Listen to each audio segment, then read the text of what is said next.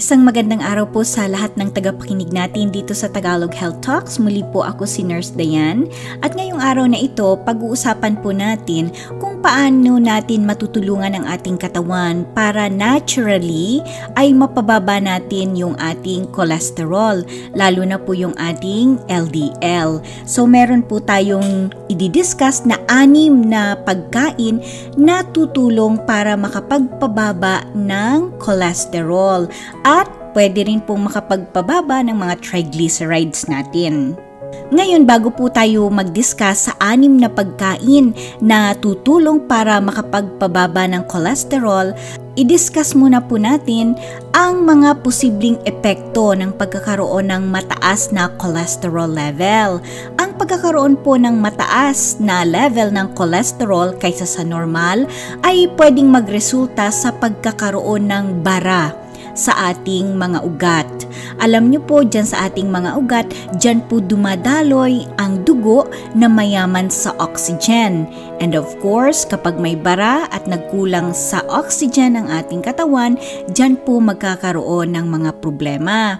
Ito po ay eventually magpapataas ng tsansa ng tao na magkaroon or makaranas ng tinatawag na coronary artery disease or CAD. Ano ba itong coronary artery disease? Ito po yung nagkakaroon ng mga plaques or taba doon sa loob ng mga arteries or ugat sa puso. Maaari rin pong makaranas ang pasyente kapag nagkaroon ng pagbabara sa kanyang mga ugat ng pananakit ng dibdib, heart attack, at o kaya naman ay stroke. Ngayon, simulan po natin ang pag-discuss ng mga pagkain na pwede ninyong i-incorporate sa araw-araw ninyong diet para mapababa ang inyong cholesterol level naturally. Ang kauna-unahan po sa ating listahan ay ang oatmeal. Itong oatmeal, mayaman po ito sa tinatawag na soluble fiber na tutulong para makapagpababa ng cholesterol level sa katawan ng isang tao. Ngayon, gaano ba kadaming oatmeal?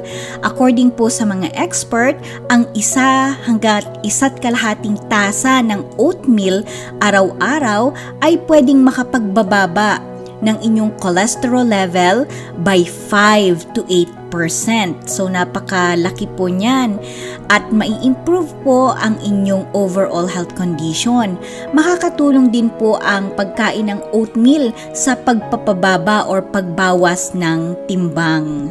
Ngayon, sinasabi po ng mga pag-aaral na yung soluble fiber mula dito sa oats or oatmeal ay nagbabind or dumidikit doon sa mga cholesterol sa ating small intestine.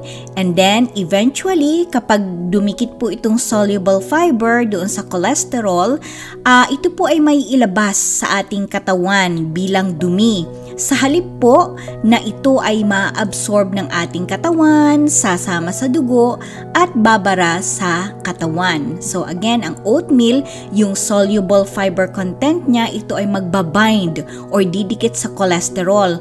At kapag sila ay nag-combine, ito po ay eventually maiilabas bilang waste or dumi ng ating katawan. Ngayon, kapag po yan ay na-absorb ng katawan natin, let's say hindi tayo kumakain ng mga pagkain na mayaman sa soluble fiber tulad nitong oatmeal, ang mangyayari po dyan mas ma-absorb ng ating katawan mula sa ating dugo yung mga taba at ito po ay eventually babara sa ating ugat. Ngayon, paalala po, kailangang kontrolin natin yung anumang isasama natin sa ating oatmeal. Minsan po, may mga iba na naglalagay ng butter, cheese, or gatas dahil po ang mga ito ay maaaring mataas din sa fats. Maganda po kung ang inyong oatmeal, kung kailangan ninyo na magbawas or magpababa ng inyong cholesterol level, pwede pong sa tubig ninyo pabulakan ang oatmeal. Ang ikalawa po sa ating listahan ay ang tinatawag na legumes. Ano ba itong mga legumes na ito? Kasama po dito yung mga beans, chickpeas at lentils. Paborito po namin dito sa bahay itong lentils at dyan po sa Pilipinas may mabibili rin kayo sa mga Shopee. Ngayon, gaano ba kadaming lentils, beans or chickpeas or legumes ang inyong dapat kainin sa isang araw? Isinasuggest po ng mga expert na ang isang tasa ng lutong legumes kada araw ay makakatulong para naturally mapababa ang inyong cholesterol level. Ang pagkain din po ng legumes, according sa mga pag-aaral, ay nakakapagpababa ng tinatawag na HbA1c.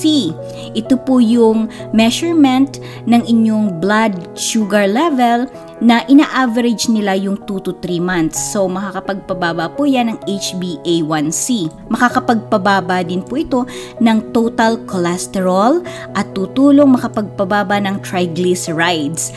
At ito din pong pagkain ng legumes, according sa mga pag-aaral, ay pwedeng makapagpababa ng blood pressure, lalo na po doon sa may mga hypertension. Pwede rin po itong makapagpababa ng tibok ng puso, makakapagpababa ng body weight, at makakapagpaliit ng waist circumference. So, kung kailangan nyo po na magbawas ng timbang, kumain din po kayo ng mga beans, chickpeas, at lentils. Ang ikatlo po sa ating listahan ay ang mga nuts. Ano ba itong mga nuts na ito? Walnuts, almonds, macadamia nuts, hazelnuts, at sa iba pong pag-aaral, yung mga peanuts. Although ang peanuts po ay considered siya as legumes. Ngayon, gaano ba kadaming nuts ang kailangang kainin? Ang isinasuggest po ng mga expert is 28 to 29 grams.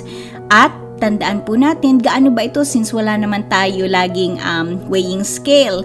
Tandaan po natin yung a handful is around 36.3 grams na nuts ang kaya niyang i-hold. Tansyahin nyo na lang po na mas konti sa isang handful ang kakainin nyo na nuts kada araw. Ang ikaapat po sa ating listahan ay ang soy. Ang soy po, ito ay very good source ng protina at pwede din po natin itong i-substitute kaysa kakain tayo ng mga red meat. Pwede po natin itong i-substitute itong mga soy foods na ito. Halimbawa po yung tofu. Favorite din po namin ito dito sa bahay. Ang ginagawa po namin dito, ini-air fry namin itong tofu.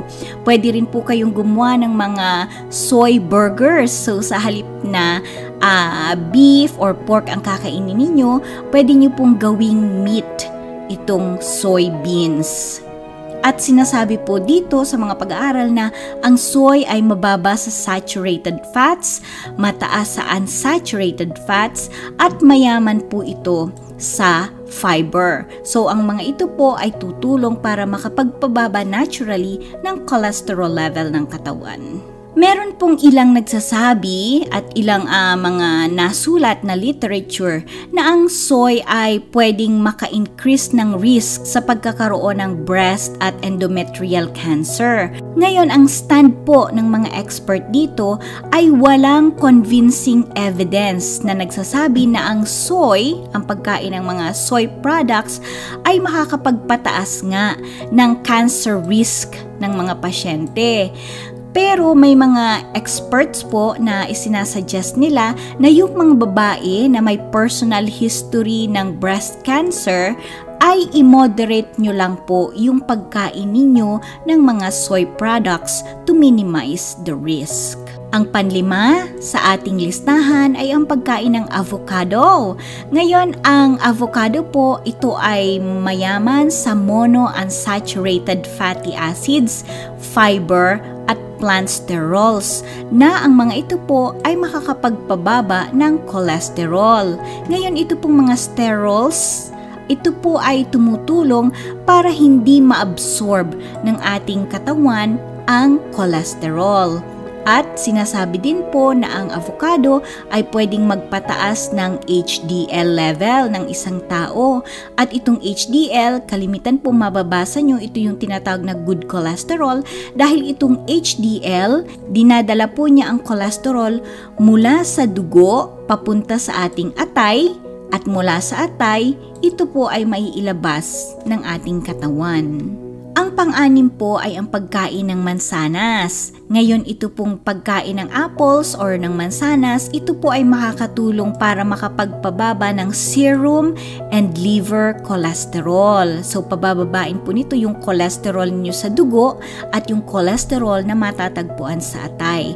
Ngayon, gaano ba kadaming mansanas ang pwede mong kainin? Ayon po sa mga pag-aaral, pwede po ang 1 hanggang 2 mansanas kada araw. Ano nga ba ang mga palatandaan ng mataas na cholesterol? Ang sinasabi po dito, ang mataas na level ng cholesterol ay kadalasang walang sintomas until na may mangyari ng mga komplikasyon sa pasyente. Kaya't mahirap po itong matukoy ng walang pagsusuri sa dugo. Kaya usually po kailangan natin na regularly magpa-check up sa ating doktor para na-check yung ating cholesterol level.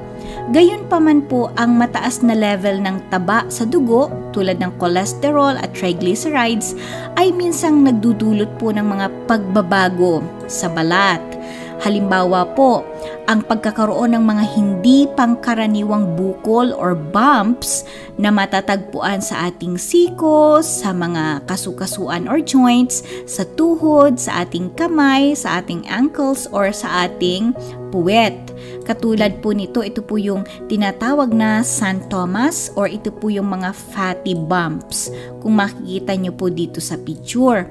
Ngayon, may ilang pasyente po na nagkakaroon sila ng malalambot o madidilaw na mga patse or patches sa kanilang balat or anumang pagbabago sa kulay ng balat, lalo na po sa kanilang mga kamay, paa, at ang mga ito po ay maaaring unang palatandaan ng mataas na cholesterol. Mahalagang mga paalala po. Number 1, ugaliing kumonsulta muna sa inyong doktor bago gumawa ng anumang significant lifestyle changes, lalo na po kung kayo ay may iniinom na gamot or kung kayo ay may iba pang medical condition. Mahalagang paalala number 2, huwag basta-basta ititigil ang pag-inom ng iniresetang gamot ng inyong doktor nang walang pahintulot or gabay niya. Hindi po maaari na, nakita ko sa YouTube or napanood ko sa video na may mga pagkain na tutulong para naturally mapababa ang cholesterol, hindi na ako iinom ng gamot. Mali po yun. Patuloy nyo pa rin pong inumin ang inyong gamot na inireseta ng inyong doktor and at the same time kumonsulta kayo sa inyong doktor kung gagawa kayo ng mga lifestyle changes para makasigurado na ang mga gagawin ninyong hakbang ay angkop sa inyong medical condition. At muli po, ako po si Nurse Dayan, nagpapasalamat dahil patuloy niyo po kaming sinusubaybayan dito sa Tagalog Health Talks. Muli po, salamat po sa panonood. Tagalog Health Talks.